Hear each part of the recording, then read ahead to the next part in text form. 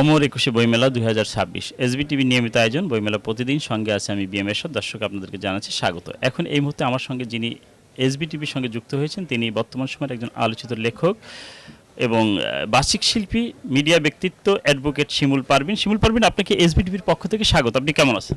খুব ভালো আছে। আপনাকে অনেক অনেক শুভেচ্ছা। আর বইমেলার সকল দর্শক, পাঠক এবং যারা প্রকাশক আছেন সবাইকে শুভেচ্ছা। জি শিমুল পারভিন, এই বইমেলা নিয়ে আপনার কাছে আমরা কিছু জানতে চাই। এবারকার বইমেলা এবং আগের বইমেলার মধ্যে আপনি কি কোনো পার্থক্য লক্ষ্য করেন কি না? অবশ্যই পার্থক্য আছে, টাইমিংয়ের একটা ব্যাপার আছে, সময়টাও একটা ব্যাপার। আমরা তো রোজার অনেক দিন পরে এই বইমেলা পেলাম, তো বইমেলা আর রোজা যদি মিলেমিশে, রোজার ঈদ বিশেষ করে সামনে, একটু তো পার্থক্য আছেই, কারণ অনেক এবার ক্রেতা পাঠক কম আছে। ঈদকে কেন্দ্র করে তো অনেকের অনেক বাজেট থাকে, অনেক ঘোরাঘুরি, অনেক বাড়ি যাওয়ার প্রস্তুতি, সুতরাং বইমেলা একটু পাঠক সমাবেশ কম। কিন্তু আমরা তো আশায় থাকি, আমি মনে করি একটা শাড়ির সাথে, পাঞ্জাবির সাথে বা আদার্স কোনো গিফটের সাথে যদি একটা বই উপহার দেওয়া হয়, সেটিও কিন্তু পাঠকরা ভাবতে পারেন। সেই জন্য হলেও বইমেলায় আসা উচিত। আমরা এখন একটু লেখক শিমুল পারভিনের লেখক হয়ে ওঠার পিছনের গল্প যদি একটু সংক্ষিপ্তভাবে শুনতে পারি। লেখক হয়ে ওঠার গল্পটা, ছোটোবেলায় আমি স্কুলে দেওয়াল পত্রিকায় লেখা দিতাম। সেটা একদম ছোটোবেলায় 3-4-এ প্রথম কবিতা লিখেছিলাম, এসেছে আগুন রাঙানো ফাগুন, চারিদিকে ভোমরার গুনগুন, এরকম। ক্লাস 4-এ পড়ি বা 3-তে পড়ি এরকম।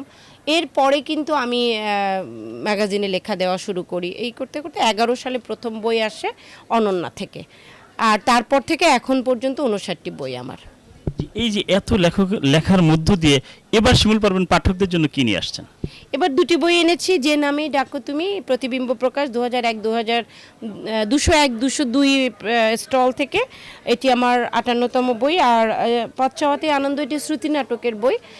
এটি হচ্ছে একই স্টলে পাওয়া যাবে। এটি শ্রুতি নাটক, এখানে 18টি শ্রুতি নাটক আছে, আর এখানে প্রায় 40 উপরে কবিতা আছে। পাঠক সারা কেমন পাচ্ছেন? এবার তো একটু বললামই প্রথমেই যে একটু পাঠক কম আসছে, তারপরও আমার বই গেছে। আসলে আমার বইটা এবার আমি একটু আগেই নিয়ে এসেছিলাম, বইমেলার আগে। আমি জানুয়ারি ফার্স্ট উইকে বের করে ফেলেছি, সুতরাং আমি তখন থেকেই বিভিন্ন যারা অনলাইনে নিতে চেয়েছে, যারা আমার সাথে যোগাযোগ করেছে, পাঠিয়েছে। আর বইমেলাতেও গেছে শখানিক বই, সব 2টো বই চলে গেছে। অনেক আমরা চাইবো শিমুল পারভিনের এই বইগুলো পাঠক নন্দিত হোক। আপনি পাঠকদের উদ্দেশ্যে সর্বশেষ কি বলতে চান? আমি একটি কথাই বারবার বলি যে বই কিনে কেউ দেউলিয়া হয় না। বই হোক আমাদের নিত্য সঙ্গী। বই আমাদের ভাবনার আকাশকে উজ্জ্বল করে, আমাদের দৃষ্টি প্রসারিত করে, আমাদের ভাবনার জগৎকে ডানা মেলে উঠতে শেখায়। তাই বই পড়তে হবে, বই পড়ার কিন্তু কোনো বিকল্প নেই।